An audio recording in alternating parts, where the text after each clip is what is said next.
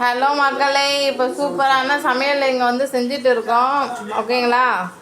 நான் நிறைய வீடியோவில் சொல்லியிருக்கேன். எங்களுடைய கிச்சன் இதுதான், ரொம்ப சிம்பிளான கிச்சன் தான். ஓகே, ஸோ சமைக்கிறது என்ன சமைக்கணும் அப்படின்னு பார்க்கலாமா? இது என்ன காயாக இருக்கும் கரெக்டாக சொல்லுங்கள் பார்ப்போம். இதே கேள்வி என்கிட்ட கேட்டிங்கன்னா எனக்கு பதிலே தெரிஞ்சிருக்காது. ஏன்னா முழுசாக பார்த்தா கூட ஓரளவுக்கு கெஸ் பண்ணிவிடுவேன். இது வந்து குட்டி குட்டியாக கட் பண்ணி வச்சுருக்கேன் இல்லையா? ஸோ அதனால் சவ் முழுசாக பார்த்தா நான் சொல்லிவிடுவேன் கரெக்டாக. ஆமாம், இது சவுச்சோன்னு சொல்லிவிட்டு. இப்போ வந்து நான் இது கட் பண்ணிக்கிறதுனால கொஞ்சம் யோசித்தேன். அப்புறமா சவ் அப்படின்னு கண்டுபிடிச்சாச்சு. ஸோ எத்தனை பேருக்கு இந்த சவ் என்ன நிறைய பேர் சவா அப்படின்லாம் யோசிக்கிறீங்க. அந்த காய்கறிகளெல்லாம் விற்பாங்க பாருங்கள், பச்சை கலரில் இருக்கும்.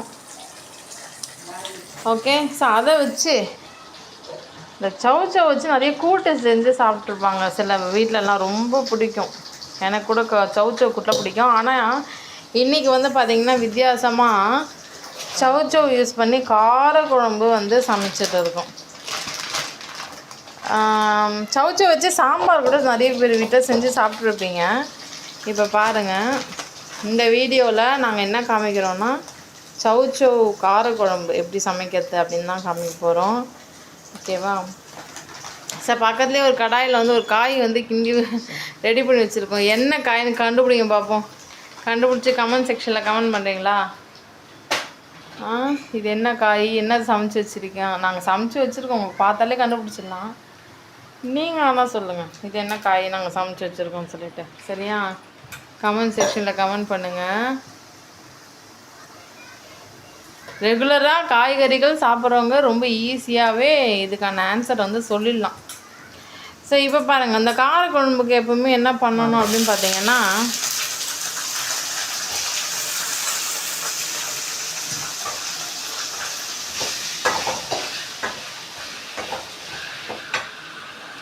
காரக்குழம்பு அப்படின்னாலே நம்ம வந்து எப்போவுமே புளி தண்ணியெலாம் கரைச்சி வச்சுப்போம். ஸோ அதெல்லாம் ரெடியாக எடுத்து வச்சுருக்குறாங்க.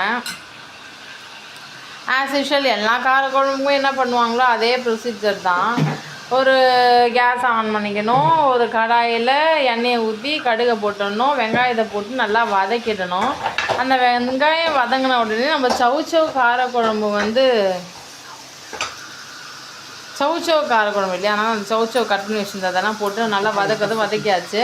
இப்போ அதுலேயே பார்த்தீங்கன்னா இது மாதிரி தக்காளி நல்லா நசுக்கி போட்டுக்கலாம்.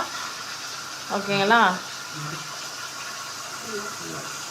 அப்படி இல்லை உங்களுக்கு இது மாதிரி நசுக்கிறதுலாம் பிடிக்காதுன்னா அப்போ நீங்கள் என்ன பண்ணலான்னா, அந்த வெங்காயம் பொடியை நறுக்கி வதக்குறீங்களா, அதே மாதிரி தக்காளியும் நல்லா பீஸாக கட் பண்ணிவிட்டு அதையும் போட்டு கூட நீங்கள் நல்லா வதக்கிட்டு அப்புறம் இந்த சவ்வும் போடலாம். ஓகேங்களா? உங்களுக்கு எந்த மெத்தட் பிடிக்குமோ அது மாதிரி வந்து நீங்கள் ட்ரை பண்ணிக்கோங்க.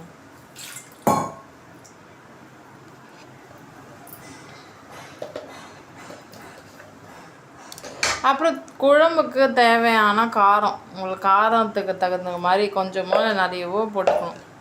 ஏன்னா சில பேர் நிறைய காரம் சேர்த்துப்பாங்க, சில பேர் கொஞ்சம் காரம்னாலே போதுன்னுவாங்க. ஸோ உங்கள் காரத்துக்கு ஏற்ற மாதிரி மிளகாய்த்தூளை வந்து போட்டுக்கோங்க. அதுக்கப்புறமா வந்து பார்த்திங்கன்னா கல்லுப்பு கிறிஸ்டல் சால்ட்டுன்னு சொல்லுவோம் இல்லையா, அந்த கல்லுப்பை வந்து நம்ம என்ன பண்ணுறோன்னா போட்டுட்டு தண்ணியை ஊற்றிட்டு நல்லா இது மாதிரி கிளறி விட்டுக்கலாம். காரக்குழம்புலாம் ரொம்ப ஈஸி, ரொம்ப சிம்பிள், யாருன்னா சமைச்சிடலாம். அது ஒரு பெரிய விஷயமே கிடையாது. அது எங்கள் வீடியோஸ்லாம் தொடர்ந்து நீங்கள் பார்க்குறீங்கன்னா நீங்களே சூப்பராக அற்புதமான காரக்குழம்புலாம் தயார் பண்ணி உங்கள் வீட்டில் இருக்கவங்களுக்குலாம் கொடுத்துடலாம். ஸோ ரொம்ப ஈஸி மெத்தடில் தான் நாங்கள் சமைப்போம். எல்லா வீடியோஸும் நீங்கள் என்னுடைய யூடியூப் சேனல்லையும் சரி, இன்ஸ்டாலேயும் சரி, ஃபேஸ்புக்லேயும் சரி நிறைய குக்கிங் வீடியோஸ் பற்றி போட்டிருப்பேன். ஸோ எல்லாம் தொடர்ந்து வாட்ச் பண்ணுங்கள், உங்களுக்கு நிறைய குக்கிங் பற்றின ஐடியாஸ் கிடைக்கும். நல்லா இது மாதிரி கொஞ்சம் கொதிக்க விடணும். கொதிச்சா தான் அந்த காயெல்லாம் நல்லா வேகும், குழம்பும் நல்லா ருசியாக இருக்கும். இல்லை மெயின் இன்க்ரீடியண்ட் ஒன்று சேர்க்கலை, இன்னும் சேர்க்கலை. அந்த புளி தண்ணி நான் ஆல்ரெடி சொல்லுவேன் இல்லையா, அந்த புளி கரைச்சல் வந்து சேர்க்கணுன்ட்டு.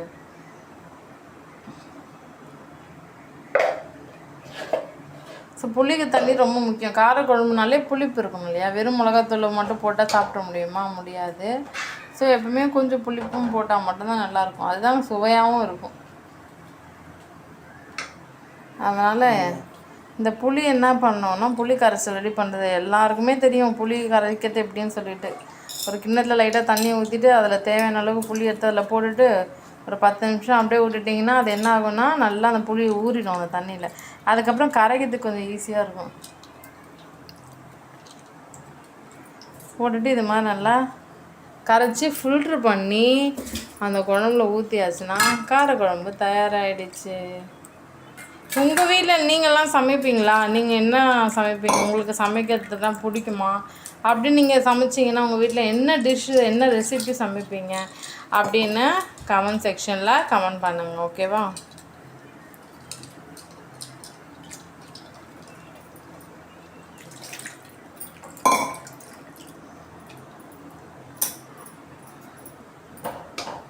ஸோ நம்ம குழம்பு எவ்வளோ வைக்கிறோமோ அதுக்கு தகுந்தாப்புல தான் அந்த புளி தண்ணியை வந்து நம்ம சேர்க்கணும். ரொம்ப ஓவர் புளி தண்ணியை நம்ம சேர்த்துட்டாலும் புளிப்பாகிடும், நல்லா இருக்காது.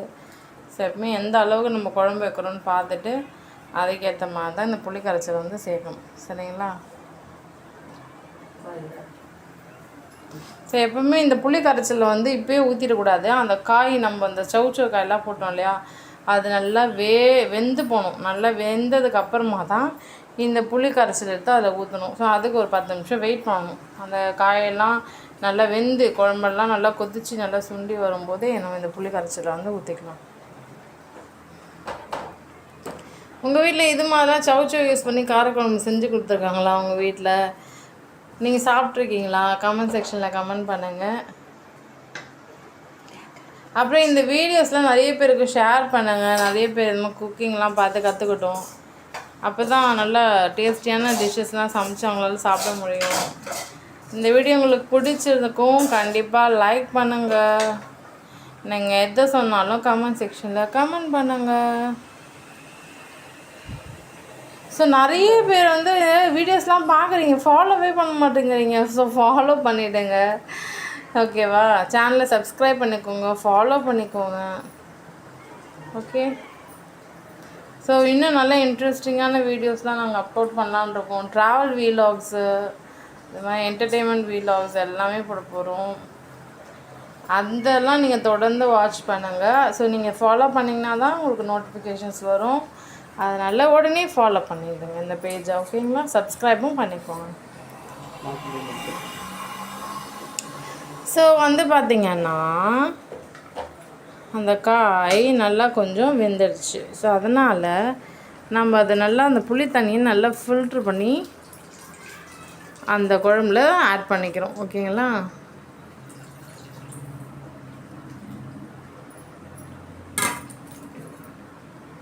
இப்போது ஏற்கனவே நம்ம வச்சோம்ல அந்த குழம்பு, அதில் புளி தண்ணியை ஊற்றினோடனே ரெண்டும் சேர்ந்து மிக்ஸ் ஆகி நல்லா கொதித்து நல்ல டேஸ்டான சவுச்சோ கார குழம்பு தயாராகிடும். ஓகேங்களா?